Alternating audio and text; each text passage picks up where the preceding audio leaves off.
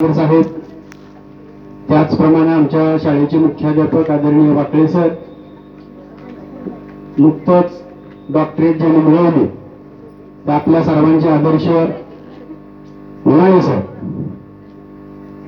केंद्रीय मुख्याध्यापक Itekar sir, Bangar sir, Waghmode sir, या ठिकाणी उपस्थित असलेले माझ्या शाळेतील सर्व माझे सहकारी, आपल्या केंद्रातील सर्व शाळांचे मुख्याध्यापक, सर्व शिक्षक, माझे बंधू आणि भगिनी, आज या ठिकाणी एप्रिल महिन्याची या वर्षाची शेवटची शिक्षण परिषद आमच्या विद्यालयामध्ये या ठिकाणी क्षीरसागर सरांनी आयोजित केली आणि या शिक्षण परिषदेमध्ये आमचा सपत्नीक यथोचित असा सन्मान केला। त्याबद्दल सर्वप्रथम मी क्षीरसागर सरांचं मनापासून आभार व्यक्त करतो।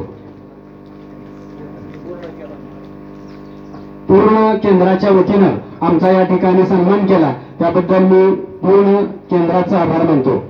खरं सांगायचं म्हणजे क्षीरसागर सर, माझं गाव यावले, मी इथंच पलीकडे राहतोय, पण मी माझ्या पत्नीला शाळेत कधीच आणलं नाही। तुमच्यामुळे ती योग मिळाला, खरंच मी भाग्यवान आहे, कारण असा दुग्ध शर्करा सहसा मिळत नाही, तुमच्यामुळे मिळाला। आमच्या पत्नीला शाळा बघायला मिळाली, इथंच आहे पण बघायला मिळाली नाही शाळा। हा, रोज शाळेत पण ती संधी तुम्ही प्राप्त दिली, खरोखरच फार मोठी जीवनातील गोष्ट आहे।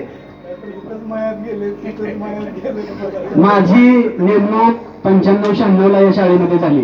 मी नुकताच BEd ची परीक्षा दिलेली होती आणि संस्था चालकानं मला इथं बोलवून नोकरी दिली। उन्हाळे सर, बनकर सर मला बोलवून नोकरी दिली। त्या काळामध्ये फार गोष्टी घडत असतात, पण माझ्या बाबतीत काहीच घडलं नाही। तुम्ही आवलीतला व्यक्ती आहे, ही आवलीत आहे, तुला एकच करायचं आहे, आपल्या पोरांना चांगलं शिकवायचं आहे। तो शब्द मी शिरसावंत मानला आणि गेली 30 वर्ष मी माझ्या शाळेमध्ये इंग्रजीचं अध्यापन अतिशय प्रामाणिकपणे विद्यार्थ्यांकडून करूनच घ्यायचं। मी 30 वर्ष सेवा करत असताना वाकळे सर असतील, आमचे कदम सर मुख्याध्यापक असतील, यांचं खरोखरच उपकार आहे।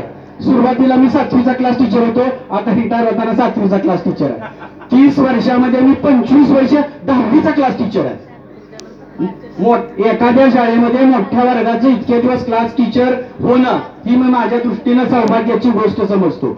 आणि असं करत असताना विद्यार्थ्याची गुणवत्ता कशी वाढेल, विद्यार्थ्यांना इंग्रजी जास्तीत जास्त कशा चांगल्या पद्धतीने, मराठी आणि हिंदीच्या बरोबरीने इंग्रजीला कशी मार्क पडतील, ही मी गेली 30 वर्ष सातत्यानं प्रयत्न केला आणि त्यात तुसपटी कमी पडलेलो नाही। त्यांची एवढीच मार्क माझ्या इंग्रजीला पण असतात। आणि आता या वर्षीच्या मार्चच्या परीक्षा अतिशय कडक वातावरणामध्ये झाल्या। अगदी झूम मीटिंग वर होतं, प्रक्षेपण लाईव्ह होतं, तिथून सर्व बघितलं जात होतं। मला वाकळे सर नेहमीच म्हणतात, रिझल्ट कसा काय लागायचा, मला काय भीती नाही, मी 10वीचं करूनच घेतलंय। त्यामुळे मी त्यांना तेव्हा मी सांगतोय ना आता पण सांगतोय, रिझल्ट चांगला लागणार। कारण का, जर well begun is half done असेल तर काही अडचण येत नाही। आपण वर्षभर करून घेतलंय, प्रामाणिक प्रयत्न केले, त्यामुळे काय अडचण येत नाही। 30 वर्षामध्ये उन्हाळी सर, मी 30 वर्ष 10वीचं मला कुणी न सांगता दररोज जादा तास घेतला, म्हणजे न थकता। कुणी सांगावं असं काय आपल्याला गरज वाटली नाही। वाकळे सर, कदम सर सांगायचे की तुमचा महत्वाचा विषय ग्रामीण भागातली पोरं असतात, करून घ्यावं लागतं, हे करत आज पण मी ते सर्वच केलं आणि मला संस्थेनं असेल, शाळेतल्या सर्वांनी सहकार्य केलं। माझी 12 वर्षाची सेवा झाली, मला वरिष्ठ वेतन श्रेणी संस्थेनं न काय करता मागून सहज दिली। 24 वर्ष सेवा झाली, कधी नाव सुद्धा काढलं नाही। सर म्हणले तुमची 24 वर्ष सेवा झाली, निवड श्रेणीचा प्रस्ताव दिला, त्यांनीच मंजूर करून आणला, ओके झालं। वाकळे सरच होते 24 वर्ष सेवा झाल्यानंतर। म्हणजे माझं गाव असून माझ्या गावामध्ये काहीही मला अडचण आली नाही। अशी म्हण आहे, जिथं पिकतं तिथं विकत नाही, पण माझं जिथं पिकलं तिथं विकलं। गेली 30 वर्ष माझ्याबद्दल माझ्या गावातल्या एकाही माणसानं, एकाही विद्यार्थ्यानं, एकाही पालकानं कधीच तक्रार केली नाही। गावातला आहे, असा आहे, तसा आहे। फक्त मी काय करत होतो, राजकारणात कोणाच्या बाजूने भागच घेत नव्हतो। तो बी चांगला आणि तो बी चांगला, कारण गावात राजकारणात भाग घेतला की आपल्याला त्याच्या दृष्टीनं आपण थोडं बहुत विचारानुसार दुभंगला जातो। म्हणून मी राजकारणात कधी भाग घेतला नाही, या गोष्टी सातत्याने केल्या। मला संस्थेने इथं घेताना म्हणाले सर तू गावातला आहे, तू नीट राहायला पाहिजे, तू असं केलं पाहिजे सांगितलं होतं. तुझ्याकडून रुपये घेत नाही, पण तुझ्याकडून ही अपेक्षा आहे. त्यांचा तो मान ठेवून मी गेली 30 वर्ष त्यांच्याकडे कुणी बोट ठेवू नये म्हणून कधी तंबाखू खाल्ली नाही, सुपारी खाल्ली नाही, दारू नाही, कुठलं अजिबात व्यसन नाही. टायमाला येणं, टायमाला जाणं, आपलं काम भलं आपण भलं झालं, याच्याशिवाय दुसरं काही सुद्धा आयुष्यात केलं नाही. रुपेश सरांनी क्षीरसागर सरांचा त्या दिवशी फोन आला की तुमच्या शाळेमध्ये असाचा सत्कार ठेवलाय, सपत्नीक ठेवलाय आणि पत्नीला घेऊन या. वाकळे सरांच्या नामची चर्चा झाली, कशाला सत्कार, अजून रिटायर व्हायचा आहे काय, पण त्यांचा आग्रह असल्यामुळं त्यांनी ठेवला. मग वाकळे सरचं नगच होतं. मी म्हणलं सर आपल्या शाळेत आपला कोण पण सत्कार करेल, आपल्या गावात पण करेल, त्रयस्थ संस्थेनं एखाद्या शासकीय संस्थेनं सत्कार करणं ही काय साधी गोष्ट नाही.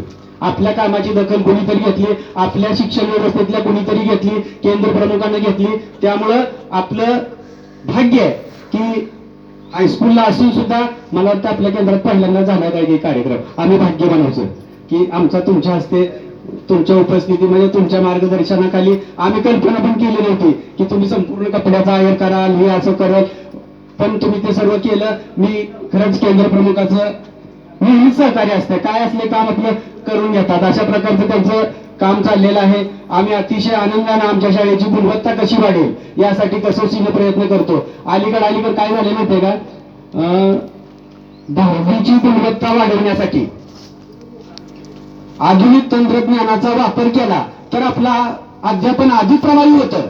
ही गोष्ट माझ्या